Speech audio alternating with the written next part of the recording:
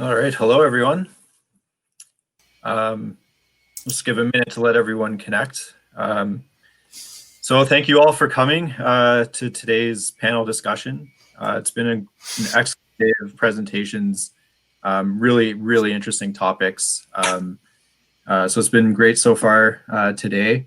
I'd like to thank everyone who's come today. On behalf of the Planning Committee and CAMBIM, a lot of work was put in to do this shift onto a digital format, and it's turned out pretty well. So we're very relieved and happy about how it's been going, and thank you all for coming and on this journey with us. So let me just open this one. So my name is Kirk Stalkie. I was on the Planning Committee for today's presentations. My main job is I'm the Design Technology Manager at NORR Architects and Engineers.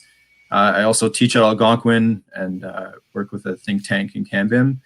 I'm also the Executive Director of Digital Built National Capital Region. So we were one of the planning partner organizations for today's event. And we're really trying to highlight the amazing work going on in our region, in the National Capital Region, and try to educate our region as well. So today's been an excellent part of that initiative. So thank you to everyone involved in that as well. So today's panel discussion, just to provide a little bit of context about what we'll be discussing. Most of these sessions throughout today have been focused a lot on technological capabilities of different software suites. We've seen some case studies, examples of building digital twins. So for this panel discussion, I'd like to kind of change the format a little bit, or change the discussion away from the technology and more into the human side of it. How can we plan for this change, this major disruptive change to our industry, and how can we build a community around that? So with that context, I'll start introducing our panelists. So first up, we have Gord McElravy of buildingSMART Canada. So Gord, if you're with us here, you can go ahead and introduce yourself. Thanks very much. I'm Gord McElravy. I'm a director on buildingSMART Canada, and I'm responsible for our National Infrastructure Councils program. The diagram I have up there, in a nutshell, buildingSMART Canada is a chapter of buildingSMART International, and it's developing open BIM standards for construction globally. It goes back actually to 1995. It started as the International Alliance for Interoperability when major software vendors had gotten together. And in 2008, they changed the name to buildingSMART International. 2011, the Institute for BIM in Canada took out a chapter of buildingSMART Canada. And in 2017, buildingSMART Canada incorporated as a not-for-profit organization.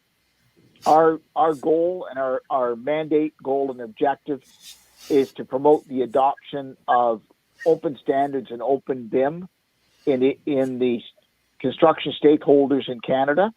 Our organization is designed to create an environment that collaboration can take place in, provide standards, manuals, and collaborative projects on innovation in the construction industry.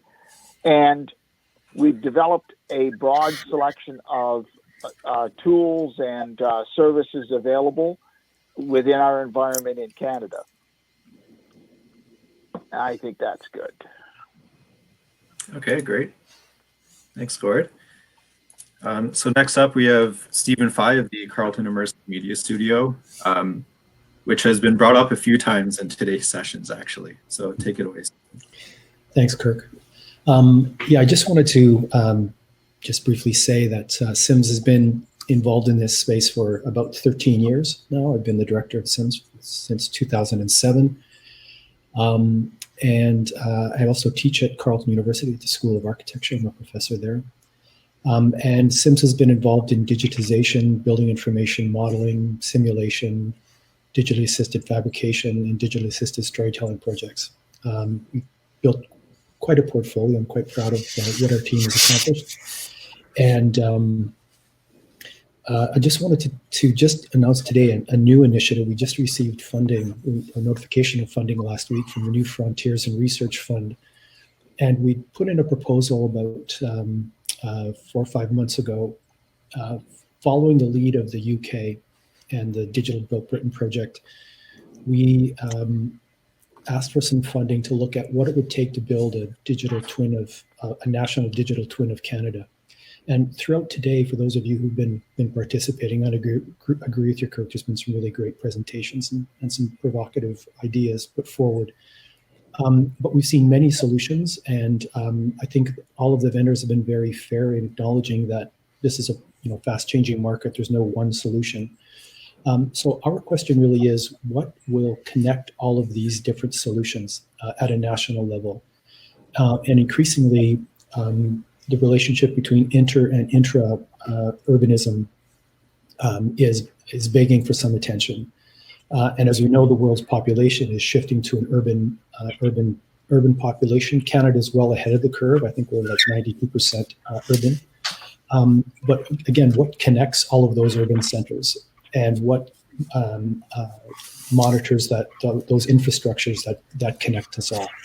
So what we're asking for, and I'm happy to have this opportunity, we're looking for people who are interested in working with us to really come up with a framework for a national digital twin. We have 2 years of funding. We're not going to resolve it in 2 years. We're not going to certainly build a digital twin in 2 years. But what we'd like to do is put together a consortium of individuals and corporations, public, private, not-for-profit, academic, who are interested in addressing this very, very challenging question. Because there are a lot of people who live between those urban areas in rural, suburban, Indigenous communities who are not part of this conversation right now and who really have to be. So I'll just leave it there for now. Great, thank you very much, Stephen. And next we have Patrick Saavedra of York University.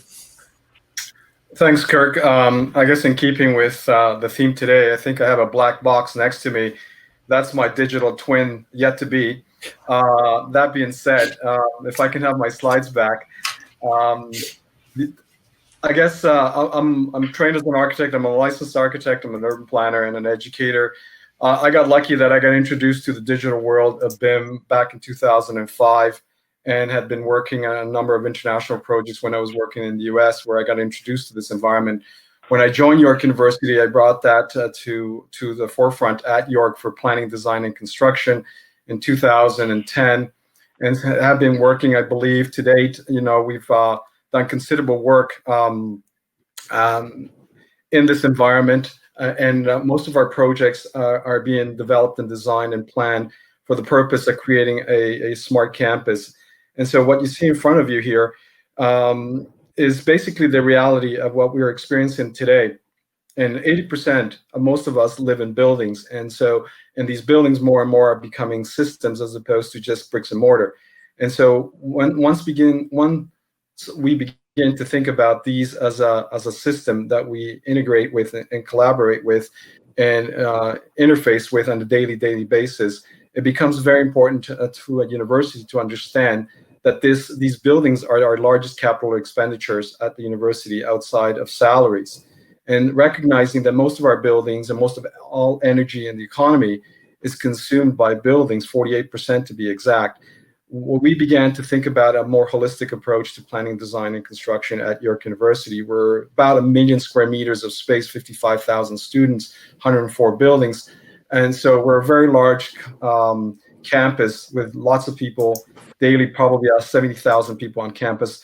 And as everyone knows, public institutions are very risk adverse. So anything we can find to sort of mitigate the risk through proper integration and collaboration. And in our case, since we're the outset of planning, design, and construction, that becomes the operations of the university, setting the ground rules very early becomes very, very important. So at York, this is kind of a bit of a summary of the things that we are working with BIM, CAF, and GIS. And we've been working with S3 Canada now for the last 4 or 5 years to see if we can merge the two environments, both BIM and GIS, to create a kind of a dashboard, if we could, for the campus that you can grow from a very macro scale all the way down to a space in a particular building.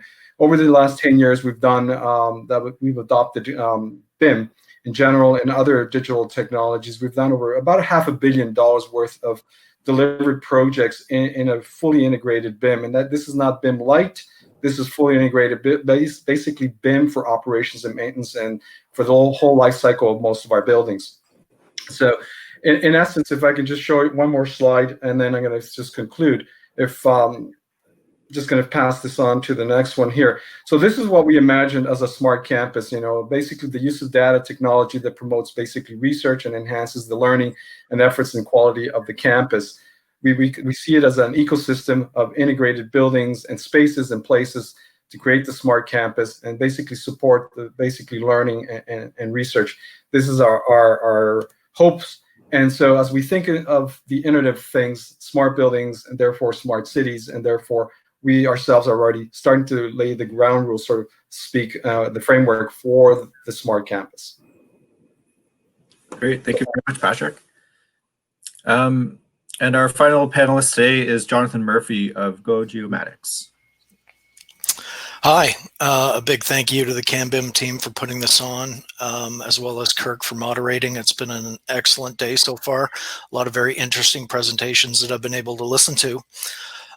First, a little bit about myself. So I started my career as an archaeologist and moved into GIS and then geomatics through COGS. And then I became a geomatics manager and eventually to more senior positions to where now I'm running Gojimatix Canada.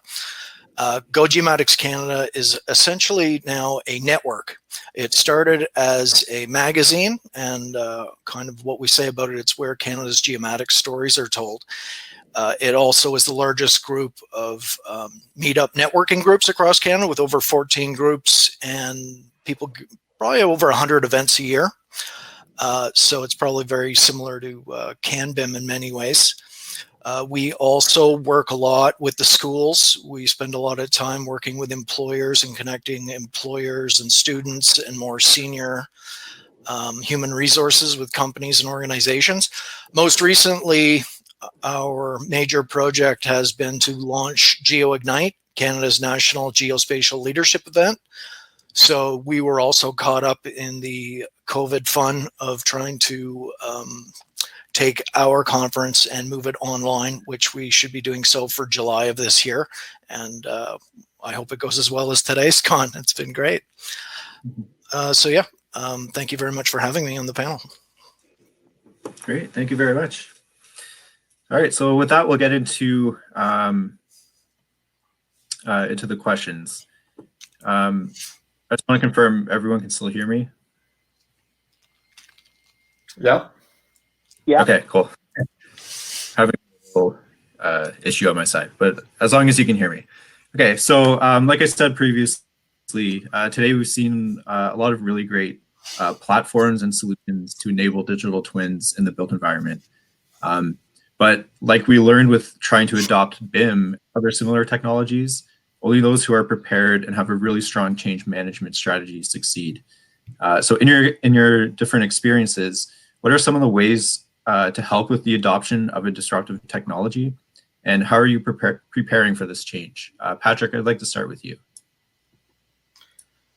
Well, that's a big question, I guess our current experience that we're all encountering with the COVID-19 is an example of how disruptive things could be in a blink of an eye. And one of the things we've learned, even just now working, that our team of about 35, 40 people, we've managed to migrate to a sort of digital environment working remotely. So I guess my response would be is to have the infrastructure in place to be able to move into this environment a lot quicker. Understand that it's going to take some rigor we're going to need some support from, at least at the university level, from way up. Sometimes from the ground up, it doesn't work. You need from the top down to sort of understand the benefits of working and utilizing digital technologies to advance either the physical environments or other supporting initiatives at a university. So I'm saying that primarily at this point, understanding that there will be disruption, that there's a learning curve, that there's infrastructure that needs to be put into place, and then understand what's manageable, because I work with a lot of researchers on campus who want all sorts of things. There's a few who are exploring digital twin environments, and the kind of environments that they're interested in, it encumbers most of the university, and there's legal issues associated with that. So understanding all the facets. One of the things I've learned working in the BIM world is that we've gotten our legal department involved very early, our IT department involved very early, our procurement department involved very early, so that we can all be sort of talking the same talk, even if they're not immersed in this environment from the early stages. So that's kind of how I would see things evolving in the near future. Great, thank you. Does anyone else have any thoughts? My entire screen went blank, just so everyone is aware, so I can't really see anyone's reaction. We're all smiling. Perfect.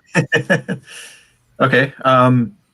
Gord, how about you? I know you have a lot of experience with buildingSMART and bringing different groups together, so maybe you'd be a good person to go to next.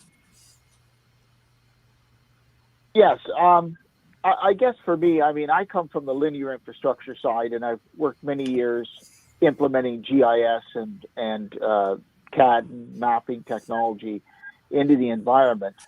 And that environment, much like what Patrick's saying, it's really about the stakeholders you engage and the level of those stakeholders. And to me, if you're looking at infrastructure, and I think we have to look at the full picture of the infrastructure being both vertical and linear and above and below ground, you have to start looking at where 62% of that infrastructure resides, and that's in municipalities. And I think the key here in implementing anything I found over the years with GIS, CAD, and mapping is you've got to engage municipalities.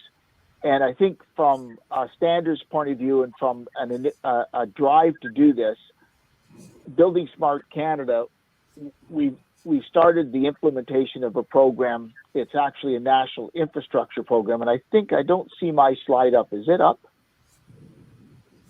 I don't. Get the slide. Maybe that could help explain what I'm speaking about here. Or have we? Nope. Okay.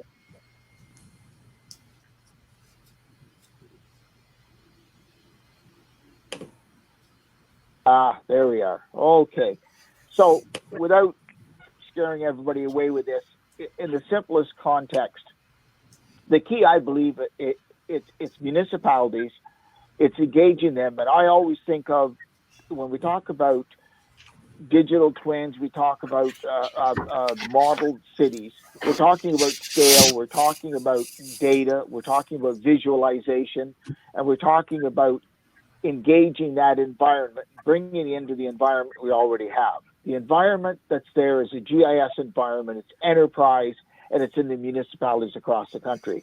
What you're seeing now is you're seeing the attempt within the GIS environment to bring data from the BIM world and put it into that environment in the context of GIS. And that's still thinking GIS as geographic information systems. I would argue GIS is geospatial information science. And you need to create an education. You're seeing some organizations, York Region is a prime example. They don't use the term GIS anymore. It's visualization, it's analytics. So they're really focused on the data. What we're doing in buildingSMART Canada is looking at work that we're presently doing. So in the top center, you'll see Digital Built Government of Canada. We're working closely with principals in the Government of Canada to build what they call the Digital Built Government of Canada. And it's a collaboration portal platform environment for doing exactly that, educating all of the units within the government that deal with real property. So in working with them, they recognize that they own linear infrastructure, that the geospatial now is you're seeing interoperability between BIM and GIS. And they spoke to us about how could they engage other levels of government. So at the bottom, what we created was a program that engaged the major software vendors, engaged our international partners in buildingSMART to set up a forum to have collaboration and engagement. And what Patrick was alluding to, the principles are the key. So there's three parts to this that you have to address. You have to address the advocacy side, the standards side, and the technical side.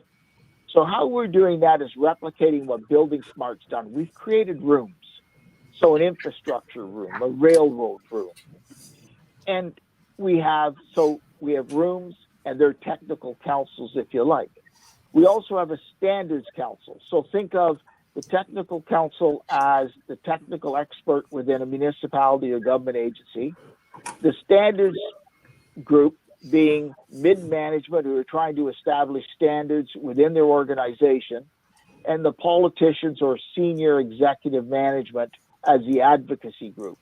And within this environment, we've created those three types of delivery systems in this model, and created or presently are at the stage of putting together an executive committee made up of key stakeholders. And that executive committee will implement the program. To the right is Digital Built Canada. The outcome of this, we believe, is a portal environment that which we're calling Digital Built Canada. And that'll be the environment of collaboration for the construction and building and design and visualization industry in Canada. And our idea then is to partnering with government, partnering with the major stakeholders within this infrastructure council program, we're going to jointly fund and build Digital Built Canada and create a single portal and place of go-to that will engage all of the aspects that we have to deal with in this very disruptive environment. Interoperability of data. How do you deal with CAD and BIM at different scales? What are the politics of this? How do you drive funding to support it? How do you engage the individual stakeholders to partner and share costs in working together and identifying problems or tasks or challenges they have and coming up with solutions in this environment? So this is about a year into the planning. We're very close to the executive being formed, and once that is, there'll be more information available on this. But I believe if you're going to deal with the disruption and the changes that are taking place, it's going to be driven from the municipalities. It's going to be driven in having to deal with the GIS environment. And I think GIS has to start thinking really the geospatial information science, or what I call big geospatial. Okay, great. Thanks, Gord. Very detailed answer. Looks like you've made a lot of headway on this topic already, so thank you for sharing with us. Stephen, how about you? Any work you're doing at SIMS? I know you're working on some regional stuff. Would you like to elaborate on that? Yeah, I guess, I mean, as a researcher, what I've found is that when it comes to disruptive technologies, if you can show people something to allow them to begin to imagine what it might be, and quite frankly, even if that showing them isn't a vision of what actually might come, or even what actually might be possible, but just to allow them to start to believe in the idea of the technology.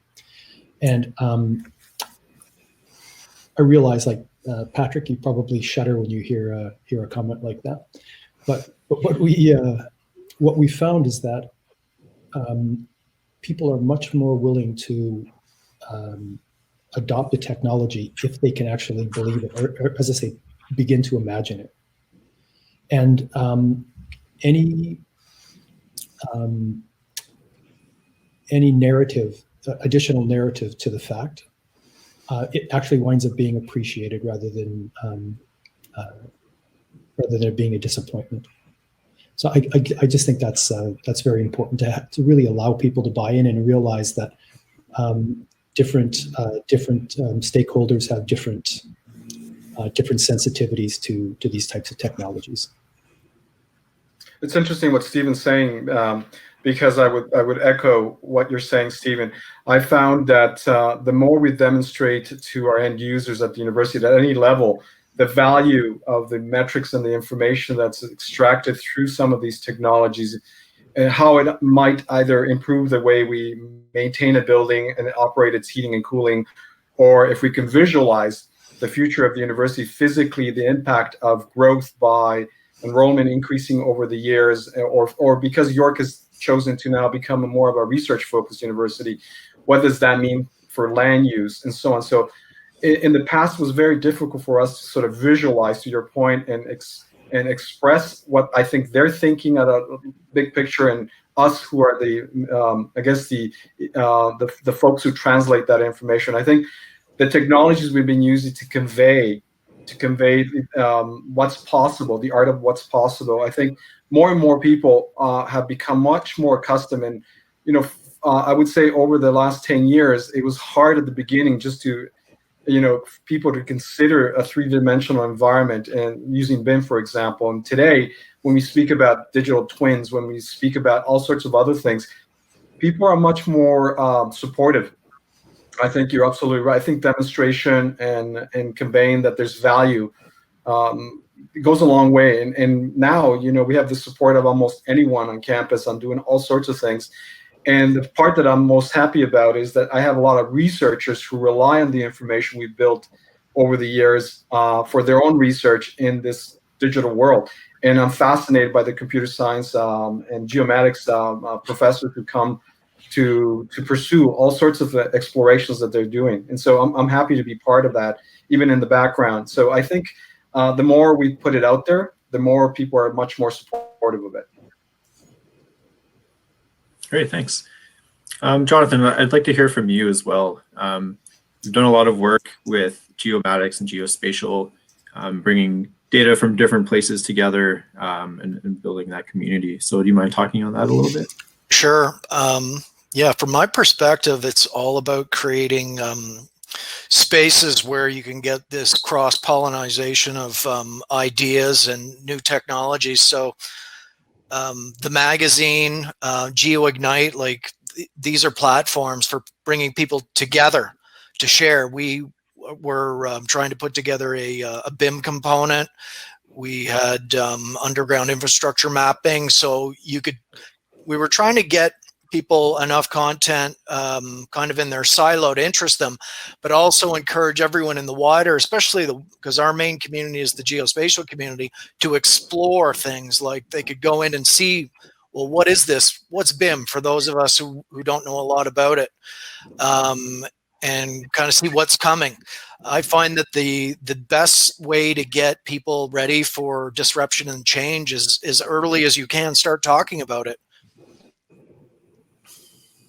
Yeah, great. Thank you. Okay, we'll move on to the second question here. So in planning for a change to digital twins, what is important to consider in the context of users of these physical spaces and places?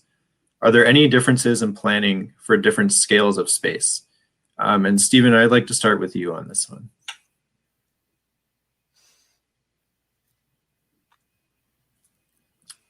You're still on mute, Stephen. There we go. As I mentioned before, I think making people feel comfortable with these technologies is first of all important. And as I've been reminded several times from some of my social sciences colleagues, it's easy sometimes to look at this as an engineering or technological solution.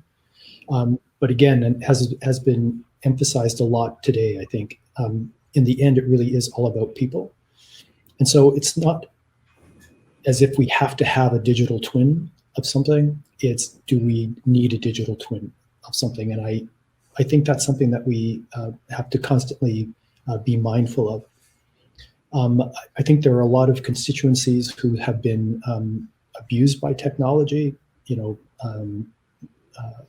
Data is being used without authorization. Data is used to control people, and again, certain segments of the population in particular. Some people might enjoy having their shopping habits flashed in their face, but other people are being surveilled by the same technology. So I think those are the things that we really need to keep in mind. Why are we doing this? And the fact that not everyone is equal in the digital ecosystem, although they're often portrayed that way. Yeah, it's a very good point about data security and privacy. It's becoming much more prevalent in the last few years, especially. And it goes back a little bit to what you were saying about making sure you're engaging those stakeholders early, and giving everyone a voice in these decisions. Great, thanks. Gord, how about you? Do you have any comments on this one? Yeah, I guess again, for me, it goes back to being very practical, looking at how data is being used today, where it's being used, and what's going to be influenced when you start introducing the data. Particularly, again, I'll go back to the municipalities. If you look at now, they're dealing with GIS and mapping at land-based scales down to buildings. Now there's inside GIS, and their requirements, they have to understand and be educated in what opportunities in the use of data and how it can be used in a BIM context within a GIS environment. And it's not being taught anywhere. There's really no one going and explaining what the integration is. I just read a document the other day that was passed to me from OGC and buildingSMART International on the interoperability of data, CAD, BIM, and GIS. You're seeing the integration of the IFC class into City GML into Infra GML. Well, you're covering the entire gauntlet of data at all scales. And I think what's happening is people they're still thinking in a context very much of GIS, and they're not sitting back or in BIM and its silo. They're not sitting back and really thinking about how that data can be used, what value to a large extent it's bringing, and the importance of a digital twin down the road. So I don't know, it's education. It's, as Stephen's saying, you've got to get in early. You've got to start working. And I think the way to do it is in the real world, where you're sitting down with people who have a business issue to address, and they have to understand how the technology and the data environment that technology houses, how it works. Okay, great. Thanks, Gord. John, what are your thoughts on this? Yeah, I would just underline Gord's point, especially about education. I think it's so important to get more understanding, especially in the very large amount of GIS programs in Canada, both at the university and the college level. There are hundreds and hundreds of graduates coming out of programs every year. And I think that everyone would be well served if there was a solid understanding of the digital twin concepts, BIM as well, as much as possible. So it becomes much more easier for them to take this up and move into those spaces where these kind of ideas collide. Like when I was in school, there was a lot of intersection between the CAD world and the GIS world. And we spent a lot of time trying to deal with different data sets and bringing them into either taking GIS into CAD or CAD into GIS. So yeah, I think I just want to emphasize what Gord and I think maybe Stephen was saying about, education, I think would be a key component. Great, thanks. So Patrick, at York, how are you kind of envisioning adding value to your students and your faculty through the use of digital twins? Well, one of the things we want to do is we want to be able to, one of the things that a lot of, especially some of the schools, and I mean the School of Engineering in particular, or a few others, they're very much interested in understanding how the buildings are functioning every day and how that information can be displayed. So one of the things we're doing right now for our upcoming projects that we're working on is having a lot of the information in terms of the carbon footprint of the building, the energy consumption, all sorts of things like these on display as you enter the buildings. And so it kind of illustrates to the users of the building, students, faculty, staff, whoever that may be, how the building is reacting to the occupancy load, etc. Now, working with our operations folks, I mean, today, the ease of which they can adjust the heating and cooling in your personal office is something that we hope in the future can be automated. I mean, as it senses the humidity level in a floor, vis-a-vis the humidity level outside a building, it starts to adjust. We have a new building that is net zero ready that we designed in such a way that today it can begin to kind of adapt itself in some way. Because, so a lot of there's accurate devices in the windows and other parts of the building that will adjust and change depending on the occupancy. So these are the kind of things that are now on display for students to see. And we're looking to do that in other building types as well, not just those buildings that are frequented by engineering students. So, coming back to your question about scale, I think it's scalable for sure. We're about to embark on a new art gallery for the university where we know humidity control, light control, all that is. So we want it to be a very active, if you know what I mean, building, not active in terms of the users, but itself being active and reacting to the conditions around us. So I think this is where I think the digital twin world of the future, this could become much more efficient and effective and allow those who today are engineers, operating engineers, to focus on other things. So I think students, faculty, staff are asking for more information every day about how their campus is functioning and operating. So, does that impact physical spaces and spaces? Absolutely. Absolutely. And I think our environment today is allowing us to sort of, with the end in mind, plan accordingly and configure even the way we conceive our projects to the point that we now transfer over to our operations and maintenance. So all of that has to be kept in mind, because today I may be at the university, but 20 years from now, whoever is working in this environment should have the framework to advance it, to ensure that these buildings and facilities are sort of self-automated in some ways. That's what we imagined, Great, thank you. Okay, so let's jump to our third question here. So adopting digital twins will require our industry to learn new skills and collaborate with other industries and specializations, such as sensors, artificial intelligence, machine learning, and robotics. How can we nurture a community with so many different disciplines and maintain a common vision? So John, I'd like to start with you on this one because of all the work you've done building up your GoGeomatics community. So I'm sure we have a lot that we can learn from you. Thanks for that. We'll see about that, I guess. I think it all comes down to leadership. You've got to provide opportunities for people to learn. You've got to create environments and ecosystems. You've got to get people out of their silos. You've got to, you have to engage. You've got to make things interesting. A lot of the work, whether it's, a lot of the work that we do, GIS, cartography, digital twins, is inherently very interesting to not just ourselves, but to the general public. Raising the profile of what we do is beneficial to do that. Great, thank you. Patrick, what are your thoughts on that?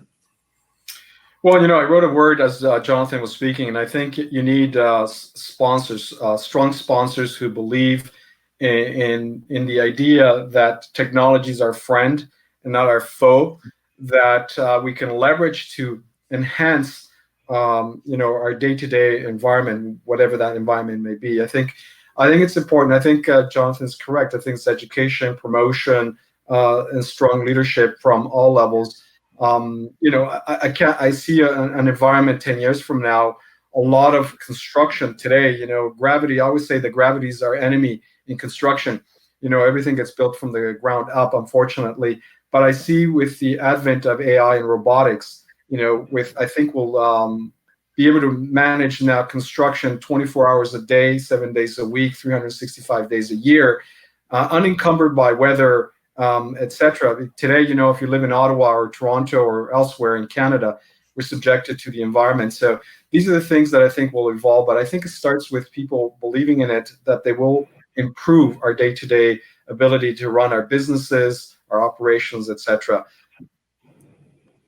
Great, thank you. And Stephen, you've done a lot of work at Sims, bringing together a multidisciplinary team. You have architects, engineers, data science, visualization students working with you. So how do you bring them all together to make under one vision and get everyone moving in the same direction? Yeah, I mean, this is something I've come to feel really, really passionate about. It's absolutely essential, I think, for the future of the AECO, that in the universities we train people to work in an interdisciplinary environment. And to come back to Jonathan's point, you just have to make that decision. If you believe in it, you have to create the space for that to happen. And to Patrick's point, then you need to find some funding to make sure that happens. As you say, we have people students from all different disciplines across the university, from all faculties. We have historians working with us as well, writers from the English department. And it's taken a lot of effort, and it takes sometimes a little bit of clever financial planning in order to bring all those peoples together. Because what's happened is in the past, again, in the university context, we have the tri-councils, CIHR funding medicine, NSERC funding science and natural sciences and engineering, and then SSHRC funding the social sciences. And all of them give lip service to the concept of multi and interdisciplinarity, but they won't fund it.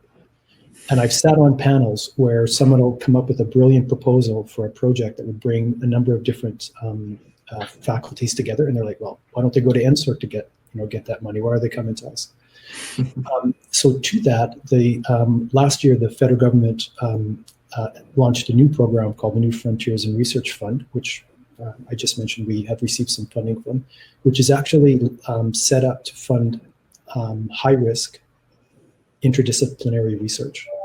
So I really applaud the federal government for that project, and I think we just have to all push forward and just make sure this happens, because it's the future. We can't. Any kind of digital twin project cannot be achieved by one discipline. It's not one genius sitting in their attic. It just doesn't work that way anymore. Yeah, definitely. Yeah, even today's presentations, seeing how much of the technology sector is coming into architecture and engineering construction. I guess it's kind of been a matter of time. Our industry has seemed to last a little bit longer than some of the other ones with the tech disruption. But it's coming pretty quick. So yeah, I think we need to get ready. It also happens for the construction industry because, as everyone probably knows, the productivity it's declining in the construction industry. I've read anywhere from 2.3 to 4% decline. That's quite shocking, actually, and disturbing for such a big industry. Yeah, definitely. Okay, thanks, Stephen. And Gord, let's finish with you. The work you're doing with the municipal industry and the mix councils. Yeah, bringing all these different like GIS, BIM, municipalities, provincial governments, and federal. Like, how are you handling 3 different levels of government and multiple different industries and bringing them all together? Well, I think, a common vision. I think what's being said, the common vision is the key, and I guess I'll go back to my sales days. If a common vision will be shared, if there's a business case to build the common vision, and we're looking at a myriad of technology, sensors, scanners. We're seeing a whole environment that's being created to create this three-dimensional world that is as exists and can be put through a life cycle process. So when people understand that this technology can be applied to the challenges and problems they have, it changes. And I'll give a couple examples. I thought some people were interesting. Went onto a construction project some time ago, probably 4 or 5 years ago, and I saw they had a LiDAR scanner set up. And I'm wondering, well, they're laying rebar. So why is a construction company got a scanner when they're laying rebar? So I went over and had a chit chat, and he said, well, that's how we determine whether we're paying the sub-trade the correct amount for the work that they did, and validation from a liability point of view as to whether the rebar is what it is, where it is, how it should be. Now, that's 5 years ago, and people were standing and the knowledge they had, they just could not understand. But here's a ahead of the curve company, small company, that validated the work they did so they could get paid. So I think what I'm trying to do in the Municipal Infrastructure Council program and engaging at the municipal level is standards, data interoperability. It has to be there. You've got to be able to move that data between different technologies. You have to understand the advantages and the changes you need to make within how you deal with the data and the environment it's housed in. And you have to have a value proposition to validate why you should be doing it. And I think the environment to do that in, I've always found over the years, was at the 3 key levels: political, the mid-management standards, and the technical level. That exists in the federal, provincial, territorial, and First Nations. I've dealt with projects in all of them. It's not hard, really, to put the partners together because they want to do it. It's hard to execute. And that's the key. And that's what we're attempting to do now. Okay, great. Thank you. So we do have some questions coming in from the audience. So if you have any, there's only one right now, but if anyone else has questions, feel free to type it in the Q&A section, and we can get to it. I think we have, I think we're a little over time, but we can probably do a couple questions here. So Rohan asked, what would be the best way for limiting digital twin project risk while also demonstrating increased value and getting quick wins throughout the digital twins project's life cycle? That's the million-dollar question. Yep. This is a tough one to answer. I think like everything else, you got to learn to walk before you run. I guess you got to explore and test and do it at a smaller scale and see what the benefits are, or determine what the benefits should be, and work that way through the scale. I think one of the things we found, if we use our own example at York, when we embarked in the BIM environment, we didn't. I get calls all the time. I get requests all the time about people wanting to do a $1 billion project, and they've never done anything in an integrated kind of digital environment. And I always say, why are you doing that? We started with a 35 square meter pavilion that we did for our engineering school. That's where we started to test everything out. And then once we learned from that, we went to the next stage and the next stage and so on. So it took us a few years. Then, we could do, 15, 16, 17,000 square meters of a project, for example. So I would say start small, test it out, and learn. And then I think then you can adapt and adopt, perhaps, through the lessons learned to the next undertaking, because otherwise, you don't want to discover some of the value unless you actually go through it. Yeah, absolutely. I think you have a really good point on the lessons learned. If you're not learning as you go, then you're not going to improve, and you're not going to get any better, right? So it's definitely valuable to do what you can, look back and see what went wrong and what can be improved. Yeah, for sure. Thank you. Does anyone else have any thoughts on that? No? Okay. So there haven't been any more questions coming in for the Q&A. So thanks, Rohan, for that one.